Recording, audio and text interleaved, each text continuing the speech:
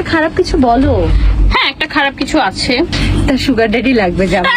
আমার sugar daddy লাগে না। জামাইয়ের কাছে টাকা কিভাবে পূরণ করে? মেশিন বের হয়েছে। সকল ধরনের অনৈতিক, কুরুচিপূর্ণ এবং অশ্লীল শব্দ চয়নের মাধ্যমে সৃষ্ট সকল কন্টেন্ট বা ভিডিও তিনি অপসারণ করবেন। উপস্থাপিকের নাম হচ্ছে তমা রশিদ, প্রোগ্রাম হচ্ছে ফ্ল্যাশ টক। এবার জাতীয় অনলাইন গণমাধ্যমের নীতিমালা 2017 সালের আইন লঙ্ঘনের অভিযোগে ফ্ল্যাশ টকের উপস্থাপিকা তমা রশিদের বিরুদ্ধে কঠিন ব্যবস্থা নিয়েছে সুপ্রিম কোর্টের এক আইনজীবী।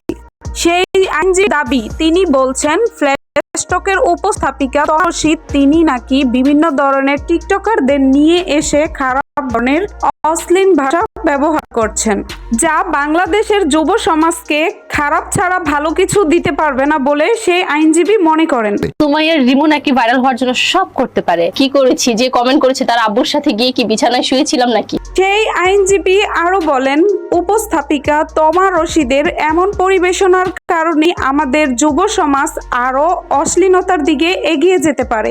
বাংলাদেশের ঐতিহাসিক এবং সামাজিক সুশৃঙ্খলা বজায় রাখার স্বার্থে এই সকল কর্মকাণ্ড বন্ধ রাখতে বলেছেন এই আইনজীবী। তিনি আরো জানান, আমি সুপ্রিম কোর্টের একজন আইনজীবী অর্থাৎ বাংলাদেশের সচেতন নাগরিক হিসাবে উপস্থাপিকা তমা রশিদের এরকম কর্মকাণ্ডের বিরুদ্ধে আজকের এই নোটিশ প্রদান করছি, যাতে তিনি তার ফ্ল্যাশ টক শোতে আর কখনো এই ধরনের অশ্লীল ভাষা ব্যবহার করতে না পারেন।